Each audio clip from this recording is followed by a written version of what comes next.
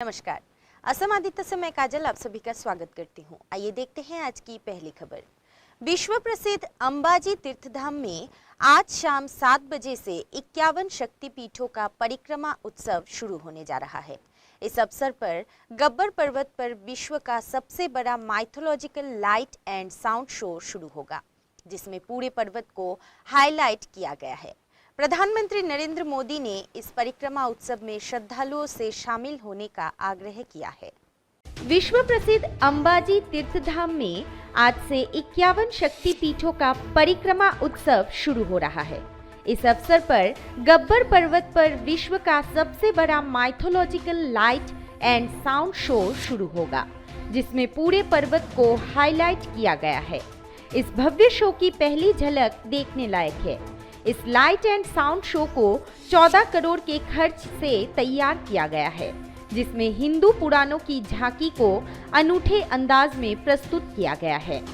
गुजरात के मुख्यमंत्री रहते हुए प्रधानमंत्री नरेंद्र मोदी ने अंबाजी में 51 शक्तिपीठों के प्रतिकृतियों का निर्माण कार्य शुरू करवाया था।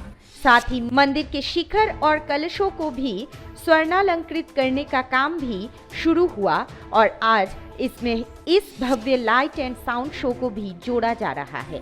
News desk report, Assam Aditya. देश की आम जनता से कर के रूप में वसूला गया धन जनता के हितार्थ ही खर्च किया जाता है। राष्ट्रीय राजमार्गों का निर्माण जनता के पैसे से निर्माण किया जाता है, ताकि जनता सुचारू रूप से आवागमन कर सके। अगर जनता का धन भ्रष्टाचार के भेंट चढ़ जाए तो जनता आवश्यक सुविधाओं से वंचित हो जाती है। असम के नवनिर्मित राष्ट्रीय राजमार्ग की दुर्दशा चीख चीख कर अपने दामन में लगे भ्रष्टाचार की मार की निशानी दिखा रही है।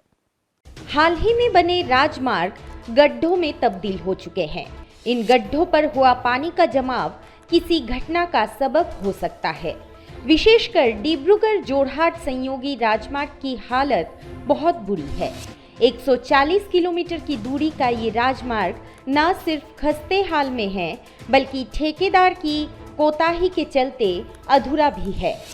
जनता की तरफ से डिब्रूगढ़ के युवा नेता व डॉक्टर भास्कर पापोकन गोगोई ने 3 मार्च को राष्ट्रीय राजमार्ग की दुर्दशा के लिए गुवाहाटी उच्चतम न्यायालय में एक PIL दाखिल की थी।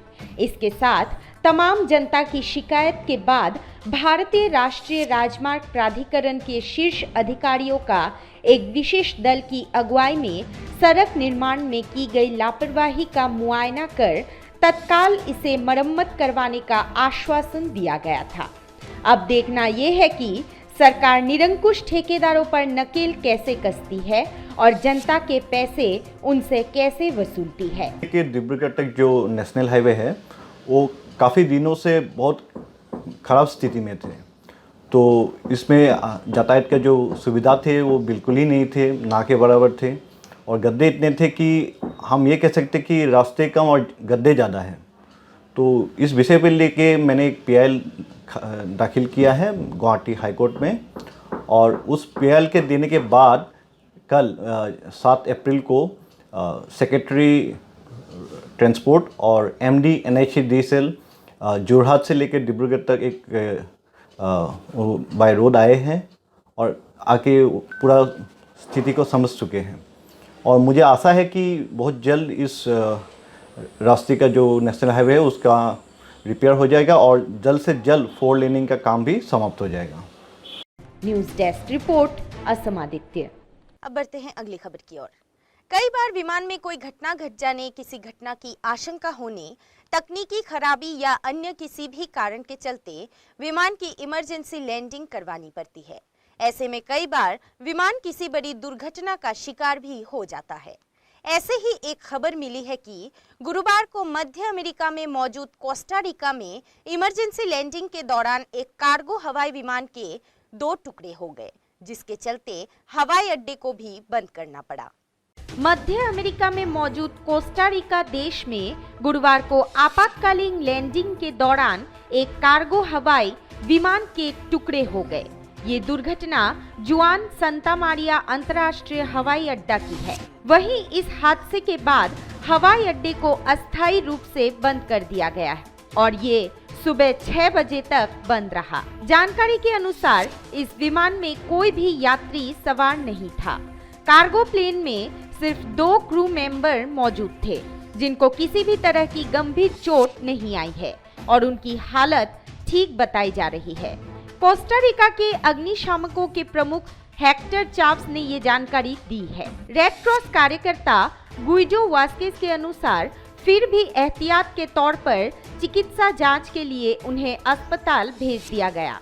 इस हादसे से जुड़ी एक वीडियो भी सामने आई है, जिसमें जर्मन लॉजिस्टिक दिग्गज DHL के चमकीले पीले रंग के विमान से धुआं निकलता दिख रहा है और लैंडिंग के दौरान ये रनवे से फिसल गया। इतना ही नहीं, पीछे के पहिए अलग हो गए। दुर्घटना सुबह 10:30 बजे के आसपास हुई है। बोइंग 757 विमान ने सांता मारिया एयरपोर्ट से ही उड़ान भरी थी, लेकिन कुछ खराबी के बाद 25 मिनट के बाद ही वो वापस आ गया। वहीं लैंडिंग के दौरान ये हादसे का शिकार हो गया। चालक दल ने स्पष्ट रूप से स्थानीय अधिकारियों को हाइड्रोलिक समस्या के प्रति सचेत किया था। News desk report, Assam Aditya. ATM का इस्तेमाल काफी आम हो गया है। हालांकि अगर कभी पैसे निकालने की जरूरत पड़े और हम एटीएम घर पर ही भूल जाएं, तो बहुत परेशानी होती है। मगर अब अगर आप एटीएम घर पर ही भूल जाते हैं, तो भी आप एटीएम से पैसे निकाल सकेंगे। इसका ऐलान शुक्रवार को रिजर्व बैंक ऑफ इंडिया के गवर्नर शक्तिकांत दास ने किया है। अगर आप एटीएम के माध्यम से पैसे निकालते हैं, तो ये खबर आपके काम की है। अब आप बिना एटीएम कार्ड के भी पैसे निकाल पाएंगे। इसका ऐलान रिजर्व बैंक ऑफ इंडिया के गवर्नर शक्तिकांत दास ने किया है। अब तक ये सुविधा केवल कुछ ही बैंकों में थी। Reserve Bank of India governor Shaktikanta Das ने कहा कि अब बिना डेबिट कार्ड के एटीएम से पैसा निकालने की सुविधा सभी बैंकों में दी जाएगी। अभी तक सिर्फ कुछ ही बैंकों में बिना कार्ड के एटीएम से पैसे निकालने की सुविधा थी। उन्होंने बताया कि यूपीआई के जरिए एटीएम से पैसा निकाला जा सकेगा। आरबीआई के गवर्नर शक्तिकांत दास के मुताबिक इस कदम से कार्ड क्लोन करके पैसे निकालने के फ्रॉड भी कम होंगे। बता दें कि भारतीय रिजर्व बैंक की मॉनेटरी पॉलिसी कमेटी की बैठक में रिजर्व बैंक ऑफ इंडिया के गवर्नर शक्तिकांत दास ने शुक्रवार को मॉनेटरी पॉलिसी का ऐलान किया। गौरतलब है कि एमपीसी ने पॉलिसी दरों में कोई बदलाव नहीं किया है। रेपो रेट 4% पर बरकरार है। ये लगातार 11वीं बार है जब केंद्रीय बैंक ने ब्याज दरों में कोई बदलाव नहीं किया है। इससे पहले रिजर्व बैंक ने आखिरी बार 22 मई 2020 को रेपो रेट में बदलाव किया था।